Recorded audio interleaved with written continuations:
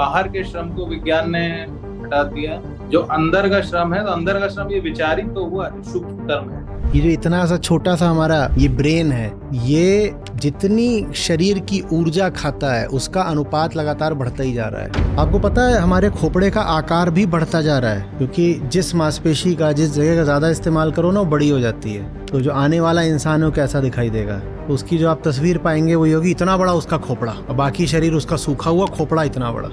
तो विचार में अपने आप में कोई बुराई नहीं है। आत्मविचार करिए ना, अहंकार क्या कर रहा है इसका विचार किया जाए, सामने जीवन में तथ्य क्या है उनका विचार किया जाए। पर विचार अक्सर किया जाता है बस इस दृष्टि से कि अहम को बचाना है।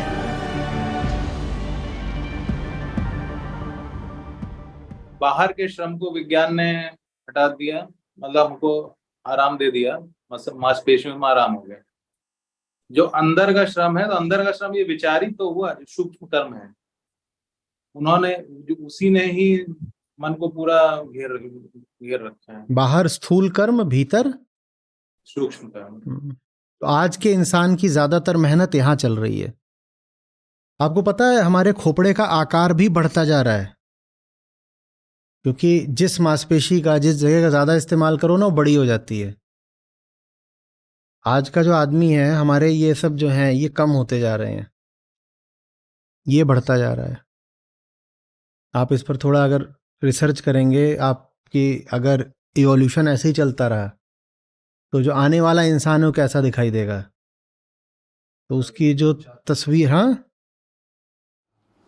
जादू जैसा कोई मिल गया मुझे ऐसा थोड़ा सा। तो उसकी जो आप तस्वीर पाएंगे वही होगी, इतना बड़ा उसका खोपड़ा और बाकी शरीर उसका सूखा हुआ, खोपड़ा इतना बड़ा।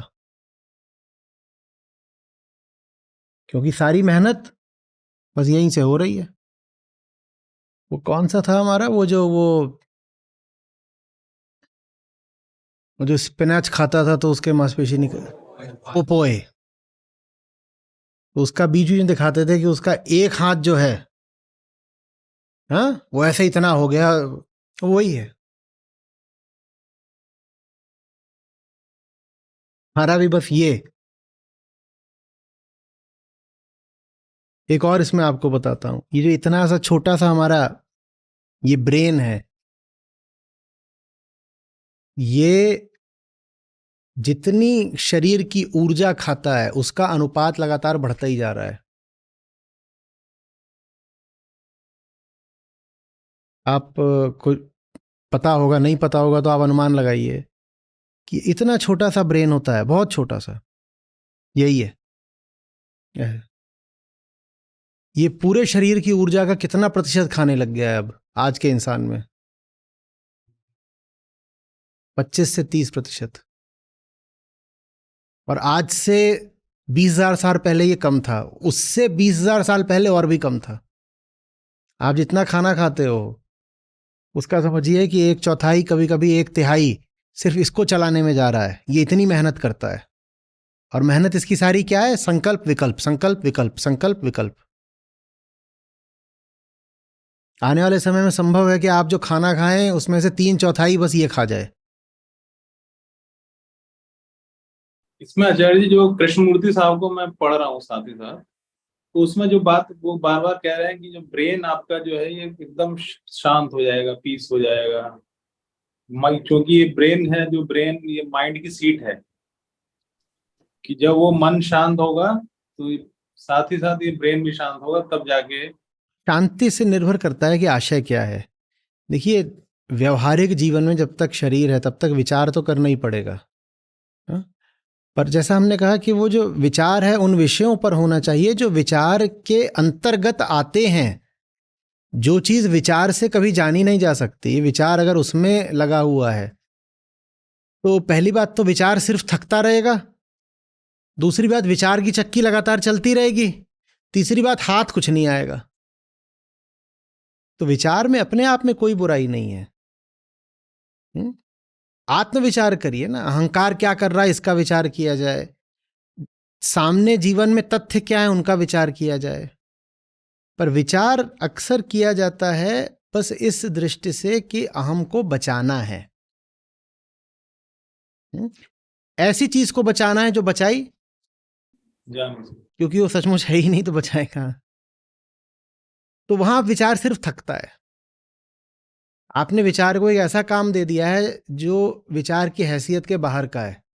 आपने विचार को, हम सब ने विचार को एक ही काम सौंप रखा है, क्या? किसी भी तरीके से अहंकार को बचा के रखो, ठीक है। और जब किसी तरीके से वो बेचारा इस काम से छूटता है अहंकार को बचाने के, तो हम उसे अगला काम थमाते हैं। हम कहते हैं जाओ सत्य लेके आओ, या जाओ मुक्ति खोज लाओ। अब वो सत्य कहाँ से लाए? सत्य कोई विचार की पकड़ में आने वाली चीज है? मुक्ति विचार की, तो वो वहां भी नहीं, वहां भी असफल रहेगा। असफल रहेगा, बस प्रयत्न करता रहेगा। दूसरा, अहंकार को बचाओ। अहंकार को कुछ भी कर ले, विचार बचा नहीं सकता। विचार माने सारी जोड़ तोड़, जुगाड़, युक्ति, उपाय, विधि, जो कुछ भी अहंकार, जो कुछ भी विचार कर ले, अहंकार बचने से रहा तो विचार बस थक जाता है और दिन भर चलता है। विचार हमारा ऐसा है जैसे न्यूट्रल पर खड़ी गाड़ी को हम रेस दे रहे हो, कुछ नहीं हासिल होता, बस इंजन गर्म हो जाता है और सारा जो ईंधन है उसको पी जाता है। पहुंचते हो कहीं, कुछ भी नहीं, धुआं धुआं, गर्मी गर्मी, गंदगी गंदगी, बस यही। यही रूपक चक्की और चक्र का भी है कि यही बात, विचार घूम रहा है अभी विचार घूम रहा है और केंद्र में अहंकार है। इनमें। केंद्र में अहंकार, अहंकार के इर्द गिर्द घूम रहा है। यही विचार आत्मा का गुलाम हो जाए तो क्या बुराई है? ऐसा थोड़ी है कि जो आत्मस्थ व्यक्ति वो विचार ही नहीं करता।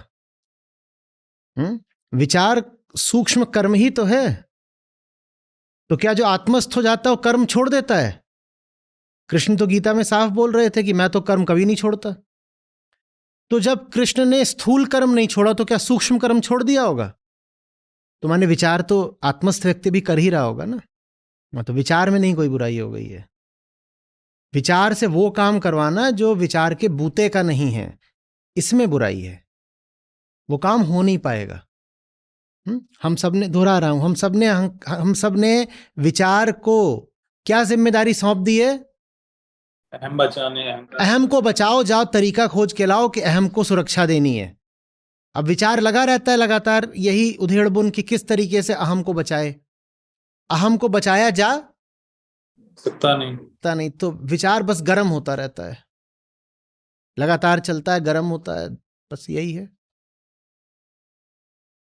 तो ये जो कृष्णमूर्ति साहब वाली बात है, सिक्योरिटी और सर्टेनिटी, ये भी वही वाली बात है कि अहंकार सुरक्षा मांग रहा है और निश्चितता हाँ मांग रहा है। हाँ। और इसके लिए उसने तैनात किसको कर दिया है?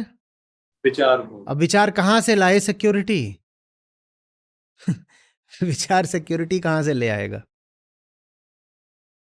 सोच सोच के भी सोचे सोच ना हो गई,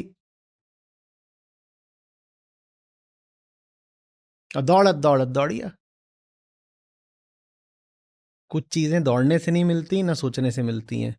वो काम फिर धावक से और विचारक से नहीं कराना चाहिए। आप किसी को पकड़ लें, अच्छा धावक हो, उसको बोलें जाओ क्षितिज छू कर आ जाओ, वो कहां से क्षितिज बेचारा छू के लाएगा? दौड़ दौड़ के मर और जाएगा बेहाल। ये हमने विचार का हाल कर रखा है।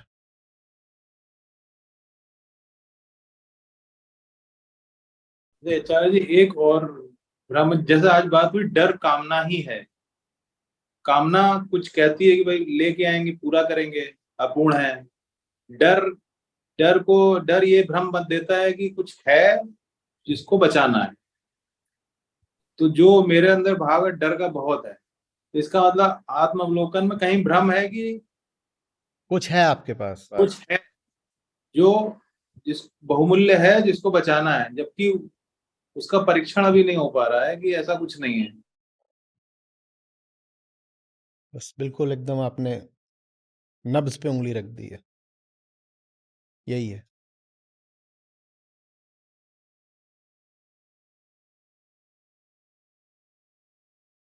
प्रणाम आचार्य जी। आचार्य जी, आज आपने जो सत्र में बताई चीजें, और आपने जो वो चीज बताई कि असली समझ तो वो है कि तुम भूल ही गए कि और क्वेश्चंस जो थे तुम्हारे वो भूल गए तुम, और तुम में वो चीजें करने लगे लाइफ में, तो ऑटोमेटिकली होने लगी, तो आप वो सब चीजें भूल गया मैं ये प्रश्न की जगह स्टेटमेंट ज्यादा रहेगी मेरी। आप कृपया करके मार्गदर्शन कीजिए कि ये बात सही है या नहीं। आज आपने जो बताया, आपने मैंने उसका निचोड़ ये लगाया कि जिंदगी से जोड़कर ये बता रहा हूँ कि पहले आपने अनुभव को पहले मैं अपने अनुभव को सिर्फ आदतें बनकर जीता था और बार बार किया जाता था। अब धीरे धीरे मैं अपने आप को नई चीजें करने की जब मैं कोशिश करता हूँ, तो आपने जो बताया आदतें, बैड हैबिट्स वो लगी हुई हैं, और धीरे धीरे कोशिश कर रहा हूँ, मैं चेंज हुआ हूँ 1 साल के अंदर। बट मैं जानना चाह रहा हूँ आचार्य जी कि क्या इससे इस प्रोसेस को और तेज किया नहीं जा सकता, ताकि मैं जो बनना चाह रहा हूँ उसमें। नहीं नहीं, कोशिश कर रहे हैं, कुछ बनना चाह रहे हैं। कोशिश करने वाला कौन है? हम। वो क्या बनना चाह रहा है? अपनी ही कल्पना के अनुसार कुछ और। तो ये सारा काम कुछ और बनने की कोशिश से नहीं होता। जानने से जो होना होता है वो स्वतः स्फूर्त होता है। आप कोई तयशुदा उद्देश्य लेकर अध्यात्म में नहीं आ सकते कि मुझे ऐसा होना है और वैसा होने में अध्यात्म मेरी सहायता करेगा। ये सब नहीं होता। ये फिर वही बात हो जाएगी कि अभी हम कह रहे थे कि अध्यात्म से चेहरा निखर उठता है। तो कोई यही सोच के घुसे यहाँ पर कि चेहरा खूबसूरत बनाना है, उसका नहीं बनेगा खूबसूरत। जिसको नहीं चाहिए उसको मिलेगा ना वो चीज। भाई आप जब कोशिश बोलते हो तो कोशिश में तो हमेशा लक्ष्य पहले ही तय होता है,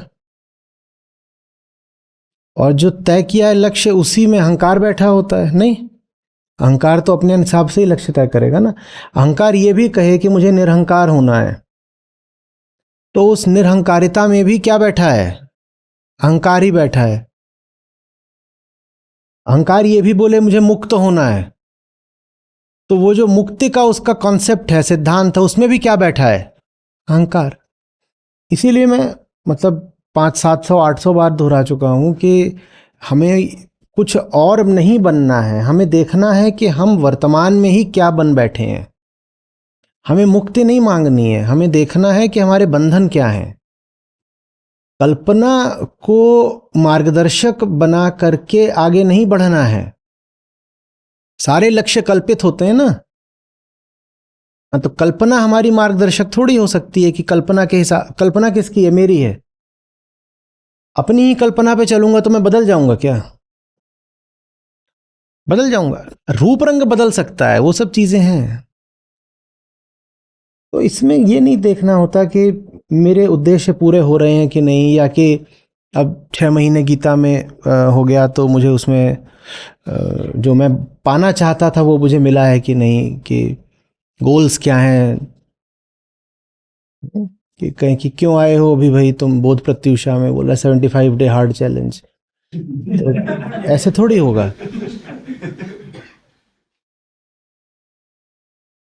जो होगा लेकिन वो बहुत बढ़िया होगा।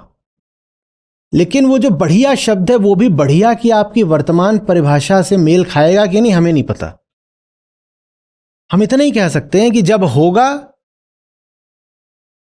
तो बहुत अच्छा होगा, और जो होगा उसी को अच्छा मानना। क्या होगा हम कोई भरोसा नहीं दे रहा है आपको। कोई गारंटी नहीं है कि आप अभी जिस चीज को अच्छा मानते हो अभी जो होगा वो वैसा ही होगा। नहीं, एकदम ऐसे कुछ नहीं पता।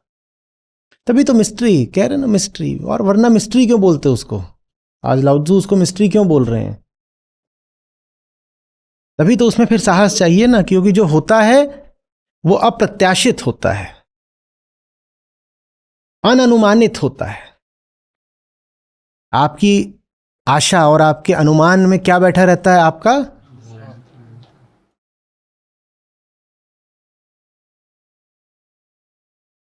जी, मैं माफी चाहूंगा आचार्य जी, मैं शायद इसको गलत शब्दों का इस्तेमाल कर लिया मैंने। मैं बोलना चाह रहा था कि मैं अगर आज अपने आप को देख पा रहा हूँ, मैं चाहता हूँ कि उन बंदरों से मुझे दिक्कत हो रही है, और आज मैं वो से बन पा रहा हूँ कि उन बंदरों को छोड़ पा रहा हूँ, समझ कर कि हाँ, कि अब ये तो छूटना ही था। मैं उसमें जबरदस्ती नहीं कर पा रहा हूँ। तो इसी में चीज को बस ये बोलूंगा कि मैं आगे जैसे बढ़ रहा हूँ, बंधनों को छोड़ने में समझ पा रहा हूँ, देख पा रहा हूँ, तो क्या इसी प्रक्रिया को मैं कैसे तेज कर सकता हूँ? और क्या ये चॉइस ही आंसर आप बोलते हैं? Choice, choice is the answer, कि तुम्हारा ही है, तुम ही करोगे, और क्या इस चॉइस को गहरा और बेहतर नहीं कर सकते हैं? जो मैंने बात बोली मैं उसी को दोहरा रहा हूँ, फिर समझिए। प्रक्रिया स्वतः स्फूर्त है, आप उस प्रक्रिया के बारे में कुछ नहीं कर सकते। वो प्रक्रिया क्या मार्ग लेगी, कैसे बढ़ेगी, कुछ नहीं कह सकते। एक प्रक्रिया लीनियर हो सकती है, एक प्रक्रिया एक्सप्लोसिव हो सकती है। आप किसी चीज को तेज करना चाहते हो, मैं क्या बताऊं आपको। नदी लगभग लीनियरली बहती है, लेकिन आप बीज गाड़ दो मिट्टी में, बिल्कुल हो सकता है 8 महीने तक कुछ पता ना चले, और फिर एक दिन अचानक उसमें टुक टुक टुक टुक टुक टुक। बांस होता है, बांस आपको पता है कैसा, जब बांस की कुछ प्रजातियां होती हैं जिनको अगर अनुकूल माहौल मिले तो प्रतिदिन इंच के हिसाब से बढ़ती हैं। ये होती है गति उनके बढ़ने की। एक दिन में फिर वो इंचों के हिसाब से बढ़ती हैं, कोई क्या बताए। और ये भी हो सकता है कि बीज गड़ा हुआ था और 8 महीने तक कुछ भी नहीं हुआ। तो प्रक्रिया तेज होगी कि धीरे चलेगी, कब तेज होगी कब धीरे चलेगी, भूल जाइए। जो काम है अपना आप वो करिए, आप रिजल्ट फोकस्ड हो रहे हैं। बंधन को तोड़ने का काम क्या होता है? आत्मज्ञान। उसको जितना जानेंगे, आगे का काम बोध पर छोड़िए। झूठे कर्ता हम हैं, जैसे ही हम जानेंगे तो जो असली कर्ता होता है वो सक्रिय होता है। जितना आप झूठे कर्ता को जानते जाते हैं, असली कर्ता उतना ज्यादा सक्रिय होता जाता है, और वो आपको बिना बताए काम करता है, आपको बता के नहीं करता काम। इसी में तो फिर आनंद है ना, कि कुछ हो रहा है जो अपूर्व है, अननुमानित है। आप करते तो अपने हिसाब से करते, आप बस अपने आप को पीछे खींचते जा रहे हैं। कहने का एक तरीका, असली करता कोई ऐसा नहीं कि असली करता कोई बैठा है, पर कहने का तो असली करता है वो सक्रिय होता जाता है, वो फिर अपने तरीके से काम करता है। उसके तरीकों को जानने का प्रयास भी उसके तरीकों में हस्तक्षेप है। तो जानने का प्रयास भी मत करिए कि गति कैसे तेज होगी, कैसे धीमे होगी, क्या होगी। अरे मेरा क्या हक है? मेरा हक इतना है कि मैं जानूं कि मेरे बंधन क्या है, और वो जानना तो एक निरंतर प्रक्रिया है अनुभव की। आप खा रहे हो, पी रहे हो, चल रहे हो, जो भी आपके अनुभव हैं उनमें अपने आप को जानो। और अगर अपने जानने को और ईमानदारी से आपको गहराई देनी है तो जिन अनुभवों से बचते हो उसमें जाओ। जिन अनुभवों से आप बचते रहे हो आप उनमें जाइए, वहां अपने बारे में कुछ आपको नई बातें ज्यादा तेजी से पता चलेंगी। कुछ भी हो जाए, चाहे प्रत्यक्ष, दबे छुपे, किसी भी तरीके से, परिणाम की अपेक्षा मत करने लग जाइएगा। परिणाम की अपेक्षा का मतलब होगा जो परिणाम आ रहा है उसको बाधित करना। आपको कैसे पता कि आप जिस परिणाम को चाह रहे हो वो परिणाम आपके लिए अच्छा है? आप कह रहे हो मैं अपने बंधन काटना चाहता हूं, आपका काम है ये देखना कि आप जिसको बंधन बोल रहे हो वो बंधन है भी कि नहीं है। दुनिया में कोई आदमी नहीं मिलेगा आपको जो कह दे कि मेरे बंधन नहीं है। हर आदमी कहता है मेरे पास बंधन है, फिर भी वो व्यक्ति बंधनों में है। और आत्मज्ञान का सिद्धांत तो ये कहता है कि अगर बंधन को बंधन जान लिया तो बंधन टूट जाता है। हर आदमी कह रहा है उसके पास बंधन है, फिर भी वो बंधन में है। इससे क्या पता चल रहा है? आपको आपके असली बंधन पता ही नहीं है। आप जिस चीज को अपना बंधन बोल रहे हो वो आपका वास्तविक बंधन नहीं है। आपका काम है अपने वास्तविक बंधन की खोज, उसको करिए, वो खोज आपका काम है। उसके बाद की गति छोड़ दीजिए, हमारा कोई मतलब नहीं है उसमें। निष्कामताचार्य जी, मैं इसको वही कृष्ण जी मुझे याद आ रहे हैं यहाँ से।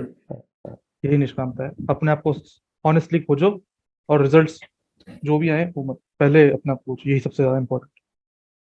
बहुत बहुत बहुत बहुत शुक्रिया, धन्यवाद। जी जी।